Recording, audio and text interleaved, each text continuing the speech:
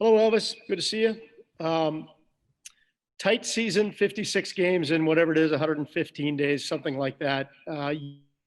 You know that you and Corpy will be sharing the net just because you need to, because of the rapid fire succession of games. How has that impacted the way you prepare for this season, knowing that it's pretty much going to be, a platoon situation with you and Corpy?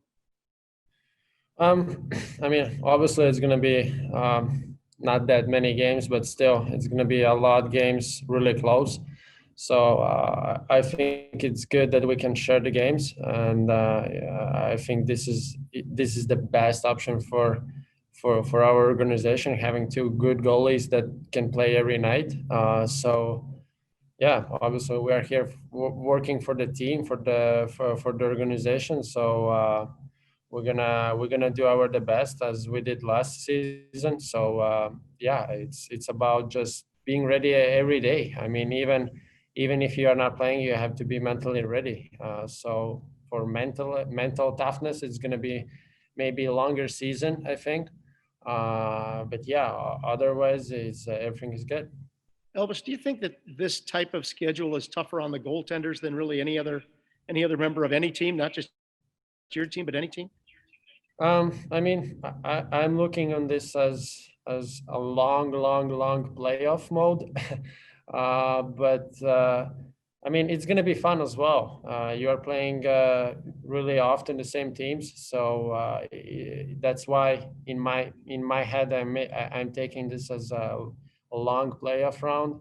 So yeah, it's not going to be easy, obviously, mentally, but still, we are professionals and we had to fight for that. Thanks, Elvis. Next, we'll go to Aaron Portzline. Go ahead, Porty.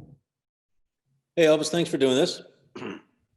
How weird was today? How empty was the dressing room? How strange was it to work in there and see so few guys in there, just with the change with the guys being held out of practice? I mean, this is the life what we're living right now. So I'm not focusing on that. I was on the ice, so I was more trying to have the puck. That's what I was focusing on it. It seems like when you were at Traverse City, that was like 5 years ago. I don't know how that feels to you. So much has happened since then. I wonder if you can reflect on how much you learned in your first NHL season, the highs, the lows, just how incredibly educational that was, playing on a new rink size, the new speed of the game, almost a different role within the team. Can you just speak in those terms, how rich last year was for you? There was a lot. There was a lot ups and downs. There was really a lot, like really a lot in everything, in hockey, in mentally, and the real life outside the rink. So uh, it was fun. It was really fun.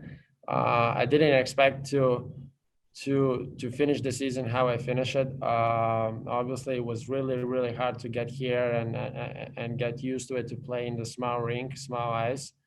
I'm still learning. Even the players. Maybe in the start when I came here, I didn't respect that here are the best players in the world. So I was more again still. I was still maybe in Europe mentally.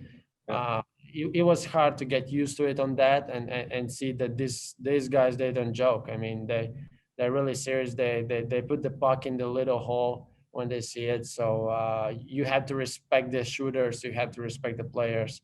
And yeah, that was the hardest part maybe.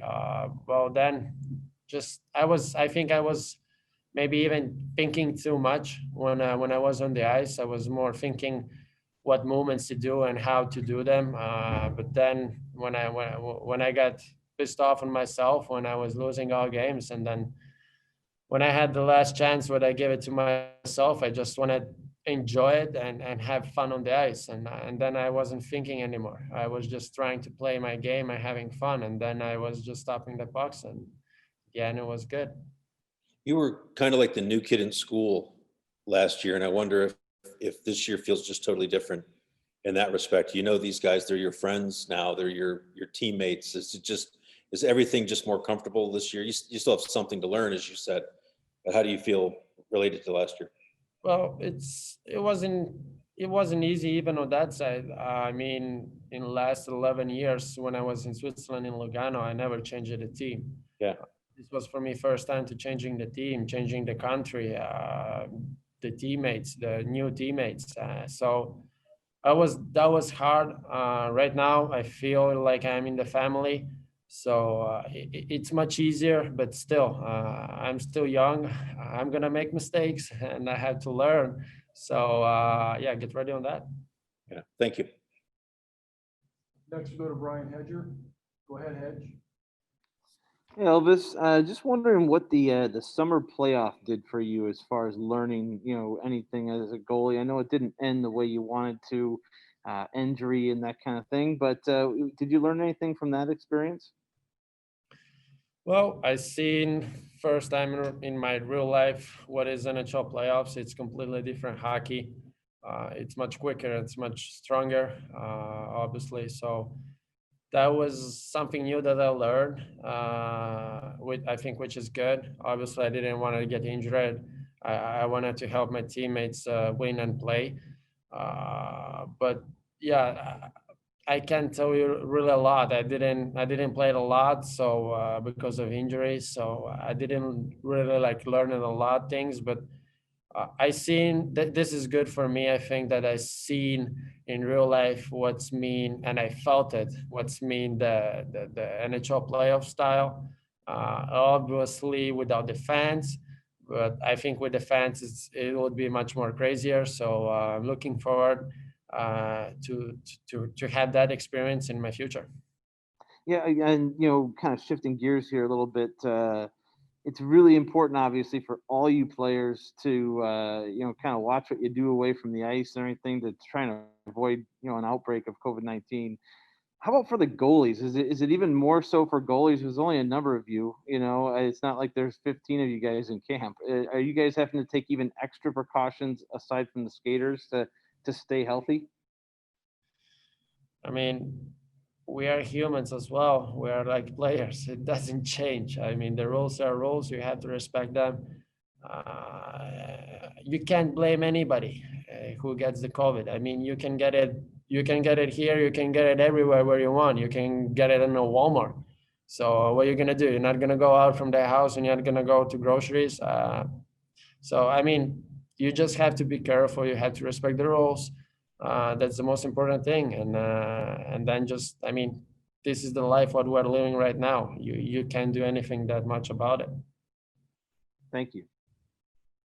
Next we'll go to Dave Metzel. Go ahead, Metzi.